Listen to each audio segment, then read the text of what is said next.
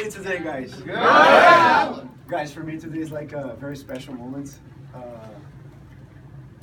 Like 2 weeks ago, I got this opportunity to take this guy to observation day, and since from the first minute, he was super humble.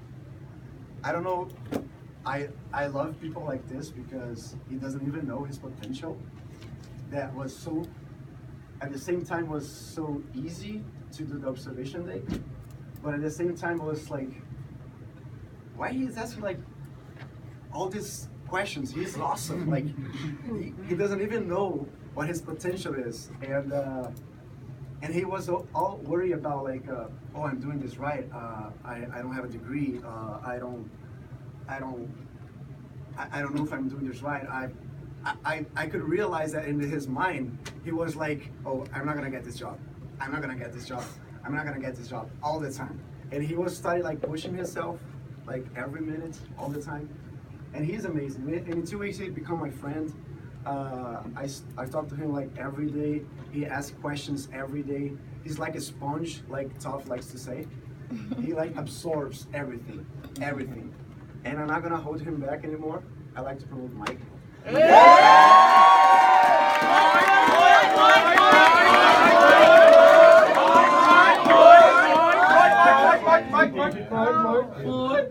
Mike. I don't like people behind me. Let's move around. Mike. All right. So, thank you, Raph, for that amazing intro. I love you so much. Not weird. But for those of you who don't know me, my name is Michael Fletcher. Strange thing, nobody actually called me Michael before I started this job. Everyone called me by my last name, so it's a weird transition. But so I grew up. I'm the second oldest of 6 kids. I grew up around here actually, West Chicago, Glen Ellen. That was my home where I grew up. At the age of 18, a week and a half after my graduation of high school, I shipped off for the Army because I was bored and I wanted to go do something. So I did. I went off to join EOD, actually, Explosive Ordnance Disposal Bomb Squad is what it is. But so I went through the school. It's the school is tough. It's about a 60% attrition rate. Only 40% of people who actually start the school make it through. You know, I'm very proud of the fact that I made it through that school and whatnot, and I moved on to become something amazing. I spent 5 years as a EOD tech, training other people. Deployed once to Afghanistan. I disarmed 20 IEDs myself. You know, I did a lot of great things in the Army. The Army taught me so many things that I could not have learned anywhere else. They taught me my confidence. They taught me my ability to train other people, and I love it. After that, I moved back. I got out of the military, and I moved back August 8th. Technically, I'm still in the military until September 30th, but I moved back August 8th. It's a funny thing they do, but so August 8th, I moved back. I got home. I put everything down. You know, I got everything moved in, sat down, and was like, I'm gonna take it easy. I'm not gonna do anything for the next, 2 months. Just gonna sit here. I couldn't do it. So I threw my resume up on a bunch of websites. I said, hey, please someone just start interviewing me. And I got a call from a weird place, Fast Global Marketing. Did not even know what they did not know anything about them. Looked them up on the website, looked up their website, it said a lot of great things, and I was like, oh, these guys, they seem amazing. Let's go see what they want, see what they're doing. So I went in, came in my first day. It was my first day interview was with Josh, which was amazing because if you guys don't know, veterans coming out of the military have a tough time. We have a tough time getting people to understand what we did, what our experience was and everything. And having Josh be my first day interview was literally the greatest thing I could have imagined. He already knew my military experience. He already knew how it translated over into the civilian. He was excited to have me there in front of him, and he saw me for my potential and was ready to, and he gave me that second day interview, and it was awesome. When I moved on to my second day interview, I came in. Josh introduced me to this guy who I wasn't even sure what he was saying really at first.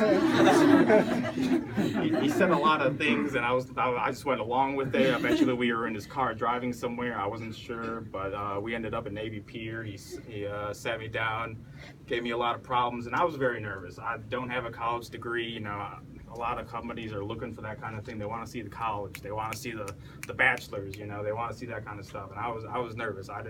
I didn't have that. He started to ask me about numbers. Like, Army doesn't care about numbers. We don't deal with numbers. We deal with, training and stuff. So he started to ask me about numbers, and I'm just like, I'm doing the best I can. I hope it's enough for you. Please, I'm willing to learn all of this. Please.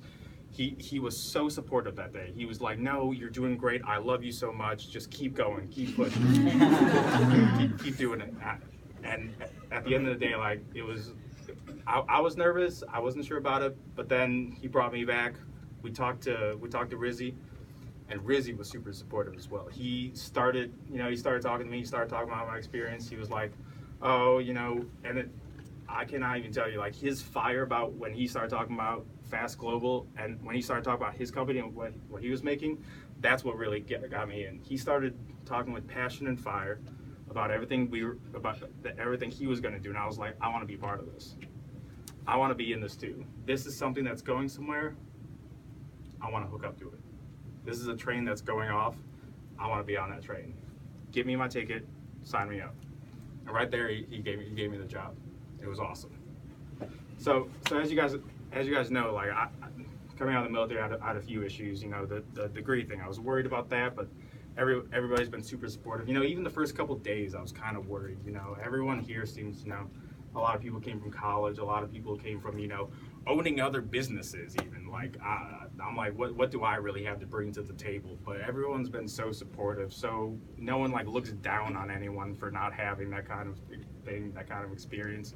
And it's amazing how well I was accepted here, just right off the bat. It was awesome. Another thing that I had trouble with was I kind of left the Army with a little bit of a broken down body and whatnot, and so standing up the first couple of days for all day, oh man, it started to really get into the back there.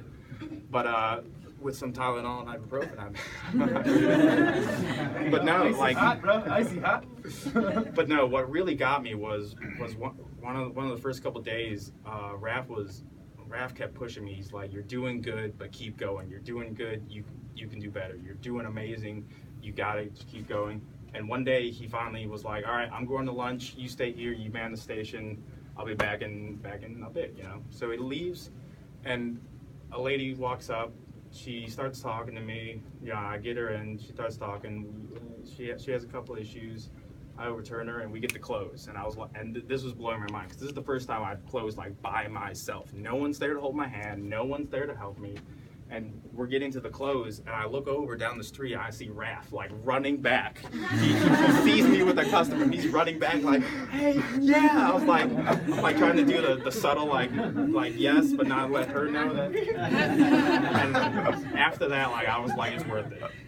The pain of standing out here every day, like, the joy I felt that day of getting that, of closing by myself, no one helping me, just me out there doing that, I was like, it's done. It's worth it. I'm in. So going to the future, some of the things I want to work on now, I want to start building my own team. Like, I see Raph and how our team's progressing. I'm like, I want that. I want to build my team now. I want to move on to that portion. I want to be a manager before next year. That's my goal. Be a manager before next year. Go to Cabo, like everyone wants to do here. And then eventually, like, long-term goals, I want to, build my own family. I want to eventually become a vice president before I'm 28, and I want to keep going with this business. I love this. I love this so far, and I can't imagine being anywhere but here. Some people that I want to thank. First off, Toph. I want to thank Toph. Thank you for this opportunity. I mean, you're amazing. He came back. He wasn't even there when I was hired, actually, and when he came back, he told me, he was like, I saw you teaching someone, and I thought you were already a corporate trainer. And since then, he's seen such potential in me, and you pushed me even to do great. And thank you so much, Josh. Thank you for that opening interview. You took a veteran who was nervous, worried, and you gave him the peace of mind that I do have friends out here, and I can make it with my friends. Thank you so much, Raph. Thank you for all the time you put into me, all the training. Thank you for pushing me to do better. Like, I wouldn't be here if it wasn't for you and your constant pushing me to do better. You know I can do better, and you keep pushing me to do that. Thank you, and please continue to do that. Never stop pushing me. That's what I need.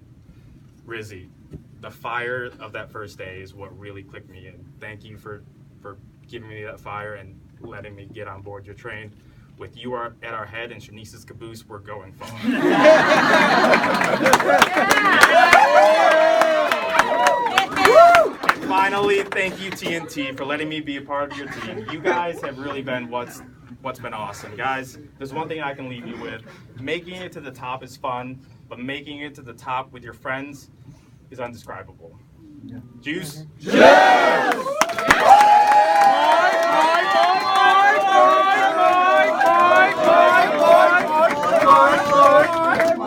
Mike. Now I have your leader.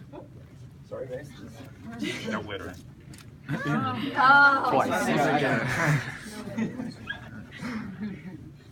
Poke him. He's Oh, he's just gonna He's stand used to there. it. Do He's it. used to Smack it. Do it. Blood stripes. Yes!